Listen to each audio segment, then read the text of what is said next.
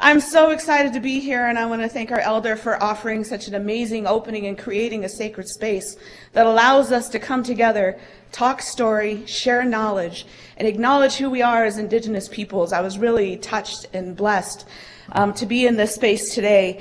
And when I came off the plane, I have this practice I do when I get off planes. I travel a lot. I get off, and as soon as I get outside, the first thing I do is I take 3 deep breaths, because I want to remember the first peoples of this land. And so I acknowledge the first people of the land here today. And I want to thank them for allowing me to be on here to share my stories with you. And I take those 3 breaths because I breathe in their resiliency. Because 1,000 years ago today, there were Indigenous people on this land, in their homes, living healthy lifestyles. I breathe in their resilience, and I breathe out strength for those next generations. And I feel that ancestral strength every time I step off a plane onto Indigenous lands, which is anywhere in the United States. I don't care how many malls you build, you stand on ancestral land today. And so thank you for welcoming me to your land, and I appreciate this opportunity to be with you. And I'm going to introduce myself. I know I got that really boring bio. I'm going to have my assistant cut that down. It's always interesting to hear somebody talk about you, and you're like, is that really me? The professional bios, I feel like we all have to do them. We put it into every grant, but is that who I am? And I think that's the question here today when we think about what does it mean to share story? What does it mean to acknowledge the strengths of Indigenous peoples as we do what we have always done, and that is use research for the health and well-being of our people? So I'm Abigail Echo-Hawk. I'm the daughter of Howard and Yvonne Echo-Hawk. On my father's side, I come from the Pawnee Nation of Oklahoma. I'm the granddaughter of Whitty and Christabel Echo-Hawk of Pawnee, Oklahoma. However, you'll notice I don't have that really cool Oklahoman drawl, and that's because I was raised in the heart of Alaska amongst my mother's people, the Upper Otna-Athabaskan people of Mentasta Lake, Alaska. So if you saw a map of Alaska, I always like to point out we're like bigger than most of the United States and the other states, and you pointed directly at the center, that's where I'm from. We are where it gets so cold. 2 years ago, it was 74 below zero at my mom's house. She sent me a picture of her thermometer. And it gets up to over 100 degrees. And so it's the weather is very extreme. And it's absolutely beautiful. And I'm very blessed on my mother's side that my family is still on our traditional lands, and that we hold those traditional lands, and that's where I was born and raised. And up here on the screen is actually a picture of my grandmother Katie John. Because I come from, on my mother's side, a matrilineal and a matriarchal society. And I honor her, and I tell you who I am because I want to let you know that I come with the best intentions. And so I tell you who I am because it places responsibility on me to come with the best of intentions. And now you know who my family is, so if you don't like what I say, there's a lot of Echo-Hawks on Facebook. I'm sure you guys could find one. That responsibility is something that I think about every day. And when I started doing research, and I actually wanted to acknowledge here in the room, is my former boss, my friend and my mentor, Dr. Deidre Buchwald. Where'd she go? There she is, right there. Also in the room today, I have Wyatt Pickner, who is a mentee who's doing a project. He has a poster. He's getting his MPH. Where you at, Wyatt? There he is. Okay. So I just want to acknowledge those people who are currently in my life and who are doing some incredible work. And I always think, and I'm thankful to Deidre and her husband, Dr. Spiro Manson, who have invested a lot of time, resources, and love into ensuring that I got the best education possible on how to make the NIH do what I want. So go to her for that. She's really good at it. So this is where I'm from. You're looking at the Mentasta Mountains. You're looking at our Fish Creek. This is who I am. When I go home, I take my shoes off and I stand in the water. And I feel that water move among my feet with my soul. My soul's to soil. And my eyes are on those mountains. And it's the place where I go back because it grounds me. And I know that the moment I step there, that land actually knows my name. It knows who I am. It knows where I came from. And it's going to help me and those next generations get to where we're going. So this is how I was raised. I was very fortunate. Little tiny town. If everybody's there at the same time, there's 150 people in the village. I graduated high school with 16 people. Very, very small. And so I was blessed to grow up in this traditional hunting and fishing lifestyle. And when I was 18 years old, I moved to Seattle to go to college, like a lot of young Native people do. I left home for further education and opportunity. And I ended up, after spending a lot of time in college, so students, took me 10 years to get my graduate degree. Keep going. It's worth every second of it. When I finally got to the University of Washington, it was so exciting to be in this space. I was working on, underneath Deidre and several other people, I've worked on more than 28 NIH-funded grants. You guys keep saying NIH, so I assume you know what that means. National Institutes of Health, the vocabulary we use in research all the time. And it was so exciting. I was so happy to be there. It was the first time I'd had a job with health insurance. You know, that's a big deal. I'd only ever been to IHS before. I had never had health insurance before. It was really exciting. I had this thing called a retirement. It was just all of these things that I had never had before. I had stability. And not only that, I was in this amazing center full of people who were hoping to do all they could to improve in the health and well-being of American Indian and Alaska Native people in both rural and in urban settings. It was like a dream come true. So when I started there, I learned everything I could. I remember my first day in my office. I came into my office, and for some reason, my supervisor was still on vacation, so I just went into her office and I read every single article that she had sitting around her office because I just wanted to know more. And as I did this, I began, moving and getting all of these things done. Deidre began to assign me to lots of projects. I began to work with other people. And I found out that I was actually pretty good about working with tribal nations, respecting tribal sovereignty, and thinking about the unique considerations that we need to have in order to work with tribal populations. I'm going to tell you about one of my favorite projects. It was a project that was funded by the NIH to look at biostatistics.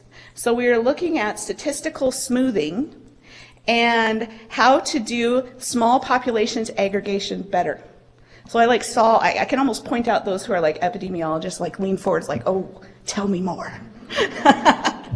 Guess who I was telling this to? 10 groups of elders located in rural tribal communities across the Pacific Northwest and Northern Plains.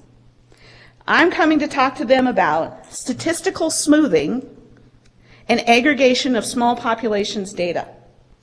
When they handed me that grant, and I was like, whoa, how are we ever going to convey this to this community?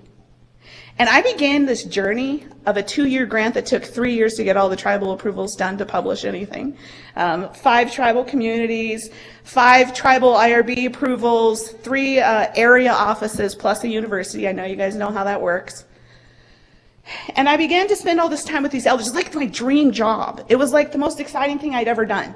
So I'm in my dream job. I'm doing all these focus groups with elders. I love focus groups. Pay me to go around and do focus group with elders again. I learned so much from them. And I did what I had been taught to do. I facilitated the group. I followed my guide. I set my recorder. And I listened. One of the things that an elder said is it's hard to bridge the gap between what the elders know and how to show it in numbers.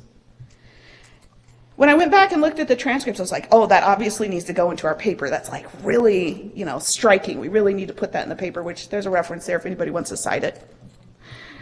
And it was just a super exciting project for me. And I took that note, I highlighted it, we made sure that it went into the, we were going to put it into a paper. And it was during that time that I went home for a visit. I had some vacation time, which I'm terrible about taking, and I went home. And I had an opportunity to present to a class at the University of Alaska Fairbanks. And I was home for the very first time. I had this thing called a job with health insurance that I got paid for. And I invited all of my relatives, because I was back home, to come see me present. It wasn't on this project, it was on something else. I was just talking about research generally. And I invited my mom and my relatives, and they came and they heard me speak. And afterwards, I took them out to dinner. So if you're like this young Native person who never had any money, I take them out to dinner at like the fanciest place I can afford, and I was going to pay, which my dad thought was a miracle. And we're sitting there, and I have one of my uncles, and he's sitting next to me, and he hasn't really said very much to me after this presentation. And I'm just like so proud of myself, and I'm just like waiting for him to say something. And halfway through dinner, he still hadn't said something to me, and I was impatiently waiting, just sure he was going to say something to me, congratulate me or tell me how proud he was of me. And finally, I got too impatient, and I turned to him, and I said, "Uncle Fred, what did you think of my presentation?" Without even lifting up his head, kind of poking at I remember exactly what he was doing. He's poking at his plate. And he says to me, "You don't speak Indian no more." And that's all he said. It took me more than a year to think about what that meant. You don't speak Indian no more. It rocked me to my very core. And as I spent that year thinking about what that meant, I realized he was right. I had conformed myself to what I thought was expected of me within a Western research context. And when I got up and I did that presentation, I didn't say who my family was, even though I stood on our lands. I didn't tell the stories of the people who were part of the research. I presented the statistics. I had stepped out of that water and onto concrete. And what I needed to do was to step back into the land and back into the water. So what does it mean? And so in Alaska, we call it village English. My uncle has always spoken what we call village English. And I grew up next to him, like many Native family are, as my mom would like call my auntie and be like, "Who do you have?" And you just sleep where you were at. Our two families were raised together as siblings. And my uncle would always say that he would always make us go get his shoes, but he never said shoe or shoes. He never used a plural. He always said, "Go get my shoe, go get my shoe." We knew what it meant, and in like my little 8-year-old heart, I'd always laugh. You're like, "Oh, he said shoes, shoe. He's supposed to say shoes." Well, there's some amazing research coming out of Alaska and also some linguistics research that's happening with Indigenous languages. And what they're discovering is that we have held on to our languages and our way of speaking in the dialects and the res accents that we all love to talk about. Those are our traditional languages and tongues. And my uncle was teaching me that why would he say shoes when our feet are not disconnected? He had held on to a piece that I didn't even know that I was being taught. So I stepped back into the water. And I was very blessed to be working with people who allowed me and trusted me to go through a journey of what it meant to bring Indigenous knowledge, storytelling to a research world. And what I do want to share, I don't have any perfect answers, and this isn't meant to replace any knowledge that you have or that you bring. I'm just here to share my stories, and I hope that it's something that can be used in the work that you do. One of the things that I battled the most is that there always seems to be this struggle, culture versus science. And in the work that I was doing, we always held ourselves to this idea of scientific rigor. So who's heard of scientific rigor before? Okay, like almost everybody in the room. Whenever I think about this, I always think of this visual. I know this is so nerdy, but Star Wars, Han Solo, he gets like stuck in this block of something, and he's like stuck like this. And in a sense, that's what scientific rigor is. You are here. Here are the methods that you need to use. This is what's going to allow you to get the most statistically significant samples. You're going to use the appropriate designs. You're going to use a question that has scientific validity. Cultural rigor And when I began to think about it from a cultural rigorous perspective, scientific rigor versus cultural rigor. Scientific rigor, as I began to read through the literature, and I'm really boring like that, when I start thinking of these things, I read a whole bunch of academic articles. And I found this article from I know it's older, from 1995. And what they talk about is that one of the things they were talking about qualitative versus quantitative research. And they're like, what happens is when you vary off of what is considered to be scientific rigor, that the investigator loses control over certain stages of the research that they're doing. And this is really problematic from this paper's perspective because the loss of control could result in less scientific rigor. So scientific rigor, as we often apply it, is to find a question that we're going to go into a community and test to fix a problem. But I know in my community that research is not new. Another one of my uncles, he always told me this story. In our village, we would go and we would count all the beavers. In Mentasta Lake, we'd count all the beavers in the spring, so we knew how many beaver we could kill over the winter so that there would still be beavers in the summer. So we sent out observers who counted and gathered information. We did an analysis, and we used that analysis for the health and well-being of the people over the winter and for those next generations. Research isn't new. Research is an indigenous value. It always has been, it always will be. Don't let Western science tell you this is something they invented. This is who we are and who we have always been and who we will continue to be for generation to generation. Cultural rigor is not at odds with scientific rigor. And I didn't create this term, cultural rigor. There's a little citation at the bottom. I will totally disclose that this was done by a group. There's a citation on my presentation, and this is posted online. It was done by a group with the Administration for Children and Families, and I did have a relative on it, but you can't move an Indian country without like running into an Echo-Hawk somewhere, and she is my favorite, my Aunt Lucille Echo-Hawk, along with Malia Villegas was also part of this, and I know they mentioned her previously.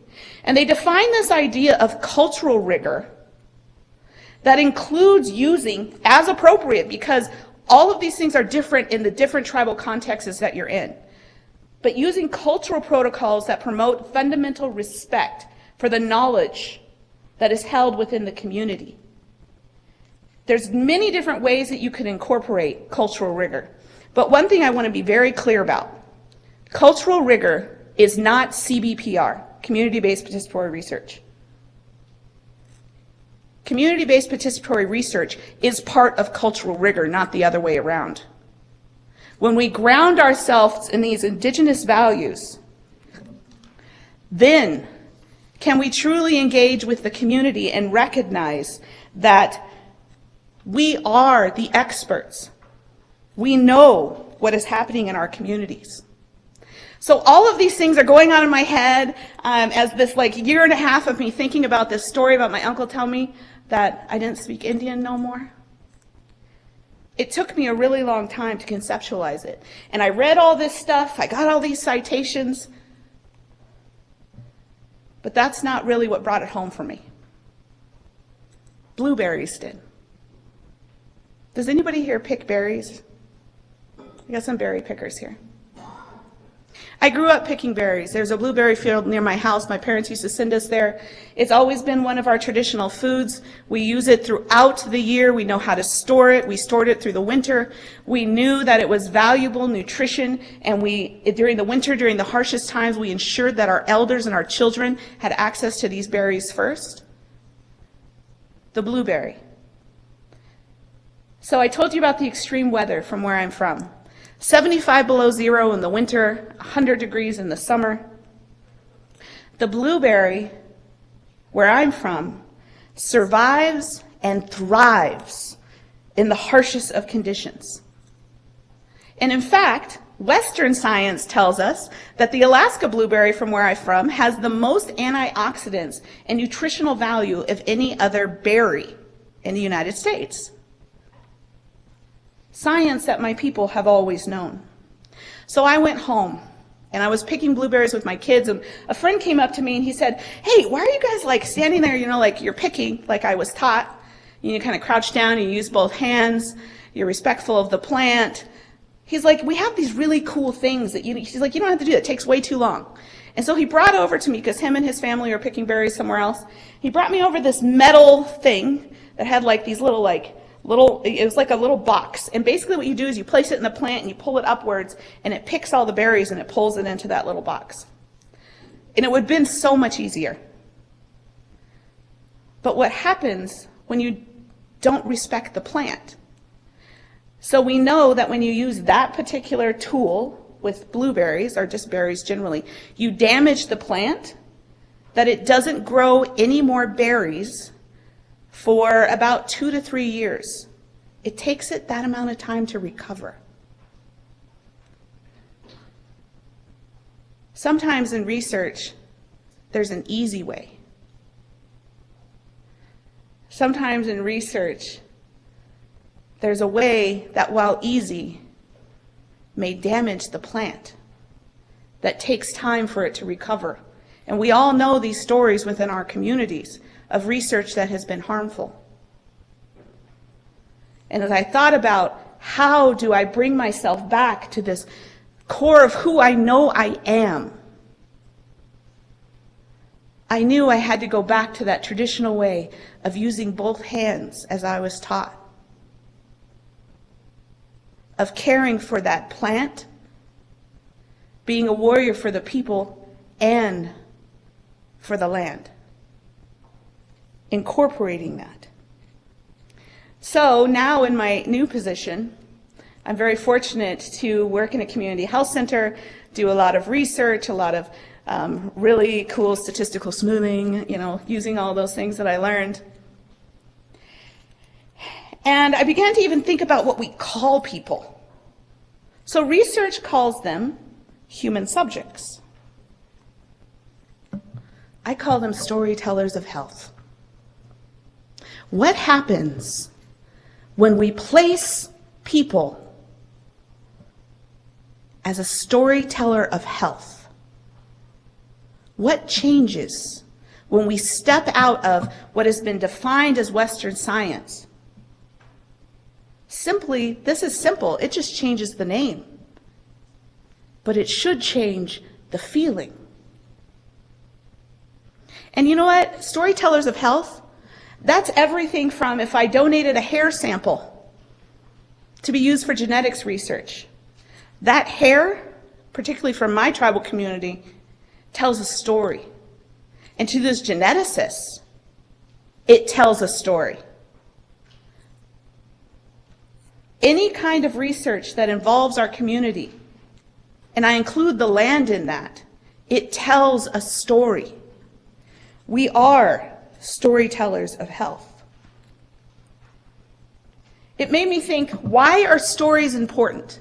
So I come from a people of story. I was raised in story. I sat at the foot of my elders and listened to stories. We used to have this uncle that come from Pawnee, Oklahoma. He would come for 3 days, and the whole reason he came was because he thought that we weren't being able to learn all the stories because we were growing up in Alaska. And he would come and just tell us Pawnee stories for 3 days, and then he'd go back home. Why are stories important? Stories are who we are. We carry those stories not only through our oral tradition, our art, we carry it in our very own DNA. And epigenetics is showing us that.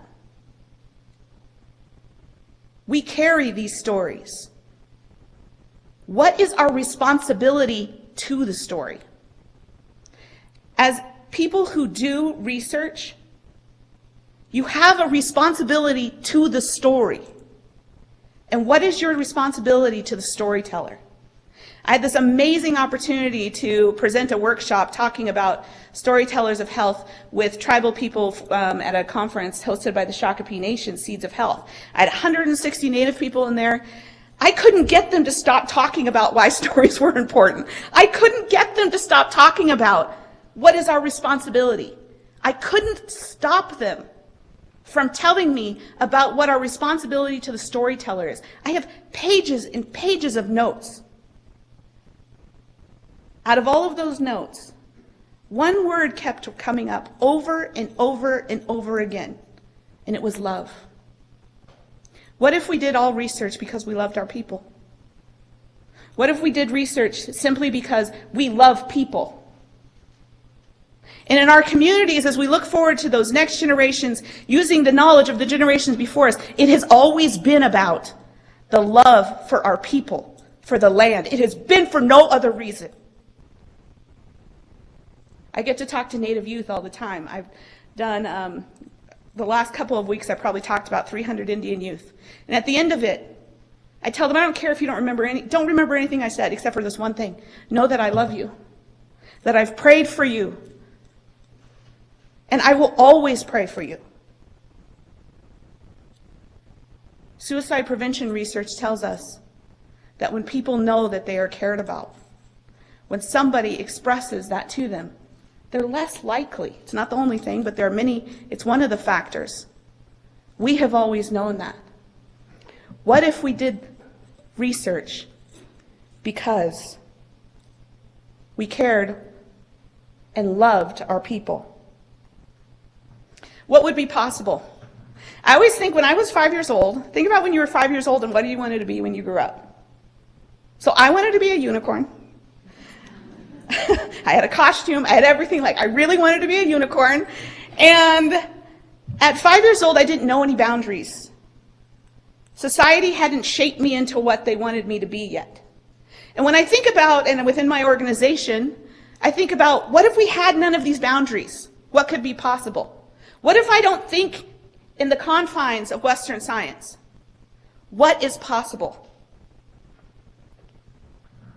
I tell my team all the time, think like a child. Don't hold yourself to these boundaries. Because we have been scientists since time began. This is my grandmother, Katie John, again, and we would have these traditional camps where she would teach us everything. Right here, she's teaching birch binding to make rope. We have been scientists since time began. Our knowledge is where we are grounded. What we can do, and I think what we do as Indigenous people incredibly well, is that we are grounded in our Indigenous knowledge. When I think of what the work that I do, my feet are in the water, my eyes are towards the mountains, and I supplement with the amazing strengths of Western science. We have always drawn from around us to build the strength and well-being of our people. As scientists, we charted the stars. We were the first ones to sail across the ocean. We use plants and animals for medicines. In Alaska, one of the things my oldest son, he's 17 now, but the first thing we do when we get off a plane, I take them home every year, is he runs out, he knows what tree to go to break off a branch. He peels that bark, like our elder was telling us about earlier. And the first thing he does after he peels that bark is he chews it. Because I taught him what I was taught, and that when you chew that bark, it has like a really kind of almost like melon kind of flavor. But if you have a little bit of a headache, it'll take it away. Because the enzyme that is the basis of aspirin is within the bark of that tree. That is our science, that is our knowledge. We should be getting some money from that company. Should be flowing into Indian country, because that is our science. And our youth, sometimes they don't even know, but their hearts are crying for that knowledge. Their bodies are yearning for us to come back to that core of who we are. These stories, they live in us. They're expressed in our very DNA. I love epigenetics. Anybody who does genetics research in here? Do we have any? Yes, I see some. I love genetics research. I love epigenetics because, we're seeing that, for example, around obesity and diabetes, that Native people, our epigenetics, and stress also, that we've seen some changes in our genes. But to me, do you know what that says? We can change them back. To me, it's hope. It's a starting point. We can change them back if we root ourselves in a cultural, rigorous approach. But it's not always easy. And in fact, this journey for me has been really hard. Not too long ago, earlier, about 7 months ago, I was really tired. And in fact, I realized that I didn't laugh very much anymore. And I knew that I was overworked and overstressed and I needed to go home. And one of my uncles, when we went home, I show up and he's like, he rolls up to my mom's house and he said, I have 15 salmon in the back of our car. So we're salmon people. We are people of the headwaters, the Copper River salmon that is feeds our mind, body, souls, and spirits. And he said, I have 15 salmon. I want to teach your kids how to build a smokehouse. So my kids had never done that before, so he starts working with them. They build the smokehouse, traditional way. They go out and they gather birch. They gather all these things. They're building it. You know, they get my mom's old broke down freezer for those really traditional racks he put down there in the bottom. Res way, like traditional way. Use everything we got. And as he's building this, we take the salmon and he begins to show them how to clean the fish. And he's showing them just how to cut off the heads. And he's being very careful. And he's talking to each of my children. He said, no, you cut it like this. Be very careful. And then I would see him, and he would take those, most people, when you're cutting off the pieces of the fish that most people don't eat, they kind of toss it to the side. With each salmon head, he would take and he'd put his fingers around it, and he would lift it very carefully. And he walked them over one by one and put them in a cooler. And then he showed my sons how to take the salmon eggs out. And again, being very, very careful, almost reverent with that fish. And he would scoop those salmon eggs out. And again, he held them with both hands and he walked over to that cooler. I was like, Uncle, what are you doing with the salmon heads? Because I know, we do eat salmon heads. And I was like, that's way too many for one guy. I don't know where he's going with those. He said, oh, I'm taking these up to the elders' home in Fairbanks, Alaska. He said they don't get to eat traditional foods very much. My uncle is 76 years old. What he was teaching my children is to care for our elders. My elder caring for his elders. And what do we know about salmon heads? So, we know about salmon heads that in the traditional way that we prepare them, we actually let them sit for a long time. They become this kind of gelatinous material. And within them holds these incredible nutrients.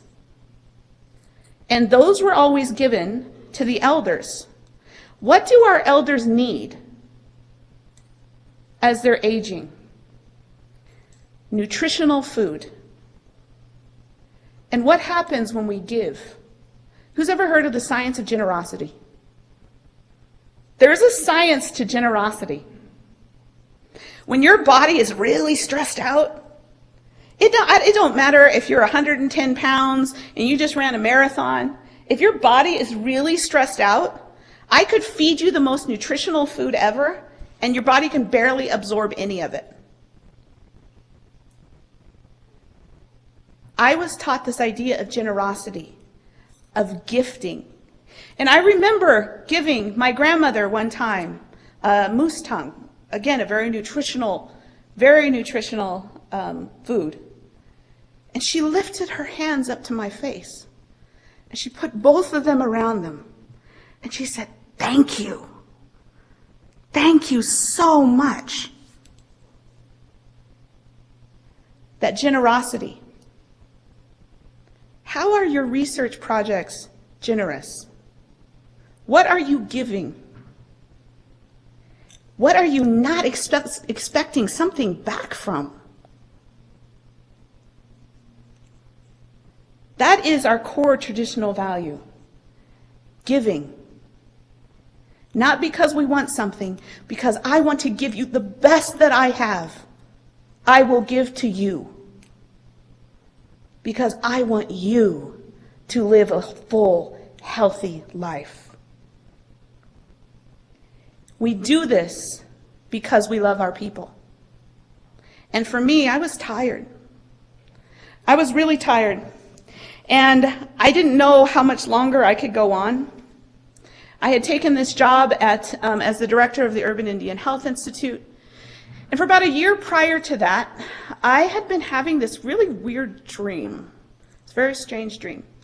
And in this dream, I saw a cabinet and had this purple sticker on it. It's a very boring dream. That's what my husband would always tell me. I'd be like, I had it again. And he'd be like, that's so boring. Why are you telling me? And in this dream is this gray file cabinet with a purple sticker. But it was kind of a sad dream because I could hear crying. I didn't know why. So my very first day walking into my new office, about a year and a half ago, and I walk into my new office, and there in the corner of my new office is a gray file cabinet with a purple sticker. And that purple sticker was on the bottom drawer, and I knew it was from my dreams. I knew it. It was one of the first things that I went through in my first week there, and in that bottom drawer of that file cabinet, I found data that my organization had gathered some years previously on sexual violence in American Indian women.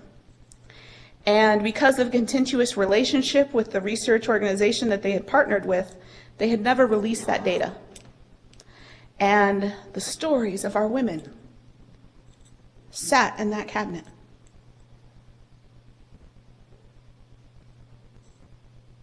Those storytellers, their stories hadn't been respected. And I knew it was the responsibility of my organization to do something about it. But that's also a really hard topic. It's tough. And I identify as a woman who has been a victim of sexual violence. And it was a very hard thing for me, and I had my elders and people who pray for me and support me and counsel me to ensure that I can do these projects in a good way. But I was tired. And I was worn down. I didn't know that the salmon you see in this picture was what was going to heal me. The stories that my uncle told, the actions that he did, and watching my children learn. That's what began to heal wounds that had reopened as I had began to do this work around sexual violence. We have always known what the answers are. And my uncle didn't know what I was struggling with. But he told me later, he knew that he needed to bring me fish. How do we capture that kind of knowledge? How do we capture the resiliency that our ancestors had always carried? Because I think about myself like the blueberry, and I know I carry scars from trauma as many of other Indigenous people do. But I know I am that blueberry. And that we have had our cultures, our languages, our ways of knowing ripped apart into many pieces, almost like a piece of paper and thrown into the wind. But what we have done is take every one of those pieces and pull them back together. And I think about fancy dance, which continues to evolve. And it's so bright, it's so bold, it's so beautiful. And the patterns change and the footsteps get more intricate. And I think about those torn pieces, that historical trauma. And I see us taking these pieces and stitching them together in intricate, bold, beautiful patterns to create something that is even stronger than it was before. And when we think about this in research, at its best, it's in a reciprocal partnership. In the research world, we call that a bidirectional partnership. Write that in every grant. NIH really loves it. These reciprocal partnerships that recognize we are rooted in culture and cultural rigor is what will hold us. It's in the resiliencies of our ancestors. And we can stand hand in hand, building, rebuilding, with our communities leading, with strength, humility, compassion, passion, and always with love. Because the Western model of research says, you have a problem, let's fix it. But Indigenous model says, we have the answers, and it's in our stories. Don't come to us because you think we have the most problems. Come to us because we have all of the answers. And if we solved all of these things, health disparities for American Indians and Alaska Natives, you would be able to solve the health disparities of African Americans, Hispanic and Latinos, LGBTQ. If we actually rooted ourselves in this way, guiding ourselves in the knowledge that we have always known, using values where we learn from each other, that we stand hand in hand, that we respect traditional knowledge, not just because it looks good written on a grant and you check mark your box, but because it is true, it is real, and it's the only reason you see me here today. In 1910, there was less than 700 Pawnee people on this earth. 92% of our population had died in 100 years. I am the tangible manifestation of my ancestors' resiliency. Resiliency is not, if you look it up in the dictionary, it says it's a noun. It's not. Resiliency is an action. It is a continuous action. It is one that we will continue to do, and we know that I am here because my ancestors. I am here because of what they knew and what they provided for my family so that I could stand here with you today. Resiliency is about building and supporting. Every time you see that kind of resiliency, you see the reflection of the character of our community. You cannot do research without holding yourself to values. Not scientific, Western defined values, but cultural values of the community in which you are working. Again, respect traditional knowledge. Always think about the sustainability of your projects. Be guided in love. Know that you're learning from each other. And I always think, somebody told me, it's actually Malia Villegas, her and I are actually quite close. And she has this hashtag she uses all the time called More Love. And I was like, Malia, what if we just did this because we love people? She's like, that's our whole goal. And I thought about it. And again, taking that time that it took me to come back to where I needed to be as a storyteller of health within the research world. And I decided that my radical act of resistance against all that has oppressed me and all that has oppressed my people, my radical act of resistance is love.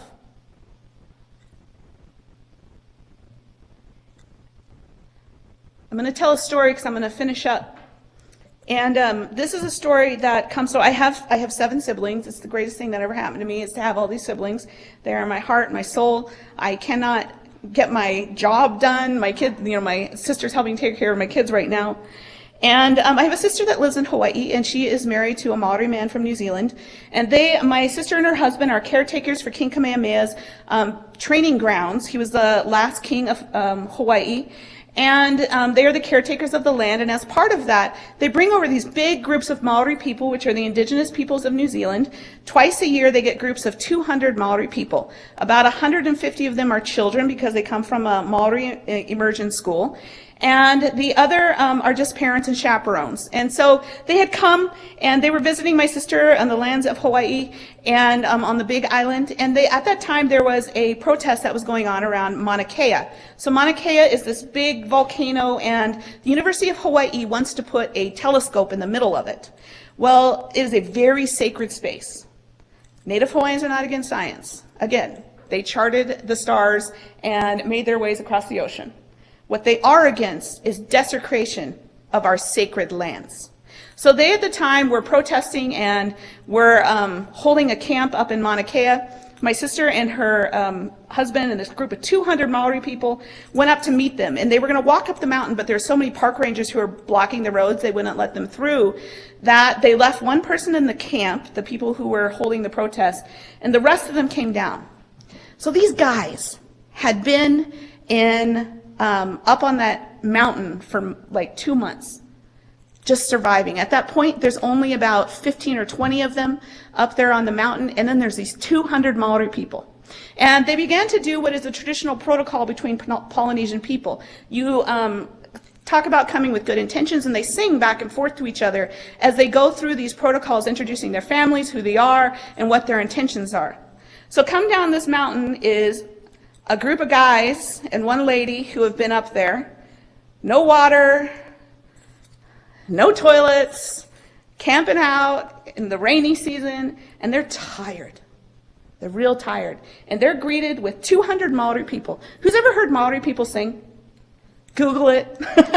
If you haven't, Google it. It's incredible. They're incredible singers. It's part of their culture. And the protocol starts.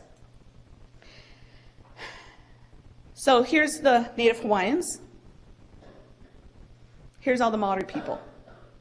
So as this protocol starts, as you might imagine, the Maoris are like singing loud and bold, and it's beautiful, and there's videos of it, it's incredible. And then the next turn to sing, and the next, it goes to these people. And they're tired. Their songs maybe aren't as strong, they're not as loud. My sister, who's on the side of the Maori people, she sees behind these guys a bus with red writing on the side, go by on that road you can see right there. You see that road back there. She sees this bus go by.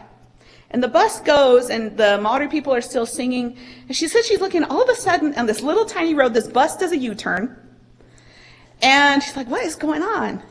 This bus kind of pulls up, and it pulls into there. And out of this bus comes 40 second graders from a Hawaiian immersion school. And they're all dressed for a field trip. When those kids get on that bus, you think that 40 second graders are going to be real loud. She said they got off so quietly. And the first thing they did, because they heard those songs, was go stand behind their relatives, their elders.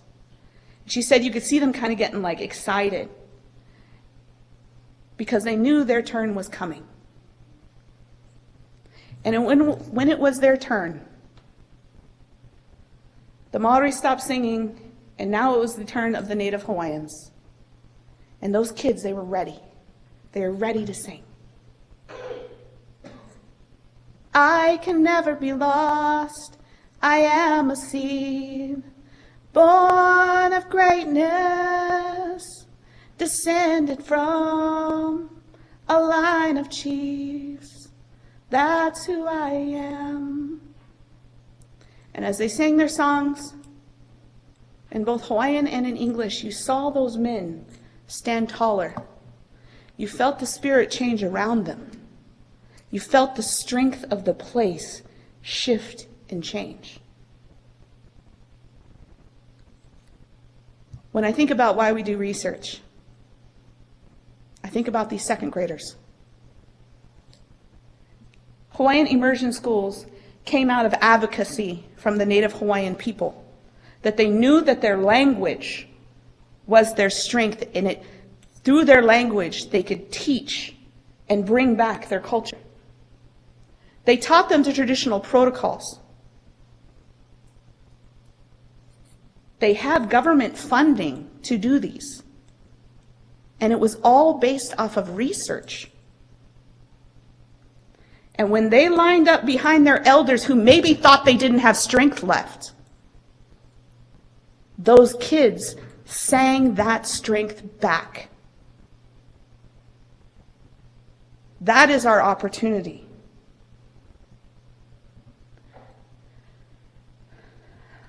I'm going to close. I've been thinking about this a lot. I know we have students in the room. How many students do we have in the room? Native students and other students. Wyatt, better raise your hand real tall over there. He's regretting working with me right now. For the students in the room, I have words for you.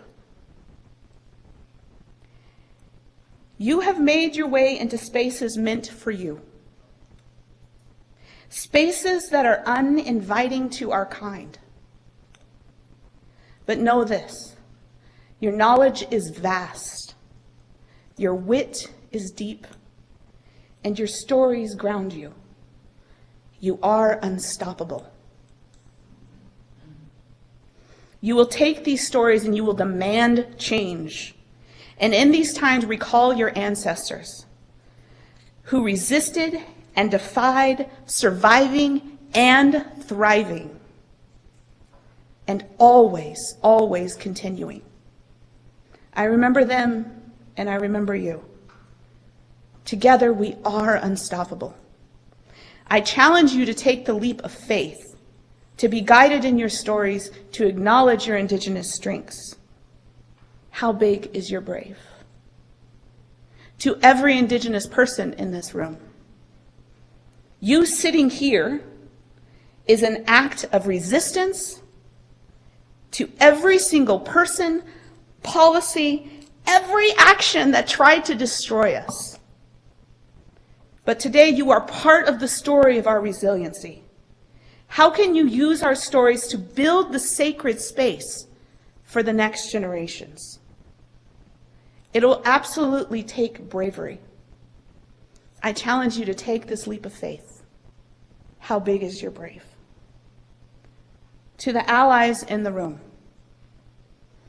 Indigenous people right now are standing in our power, soul to soil, our feet in the water, our eyes in the mountains. We are calling our people by their rightful names: Lakota, Pawnee. We are building strong communities that often will challenge your definition of health. But we offer our hands to you. But in order to truly join as an ally, you will need to practice critical honesty within your organization. Is there policies, procedures, or way that you implement projects that is stifling our ability to tell our stories? Are you thinking creatively and with cultural humility, not competence, because we are never going to be competent in somebody else's culture, but are you thinking with cultural humility, learning and growing every single day? You will have to challenge what you think you know about research. Cultural rigor and scientific rigor are not at odds. It's not science versus culture. Science was our culture. Challenge what you know. I challenge you to take this leap of faith. Challenge the status quo. How big is your brave? The last verse that those little babies sang, those second graders, to their elders, was this: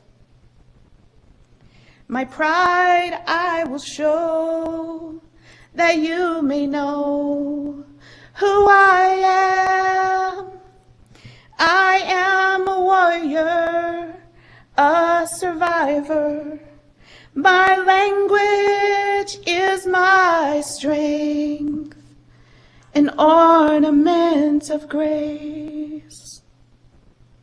How big is your brave? Thank you.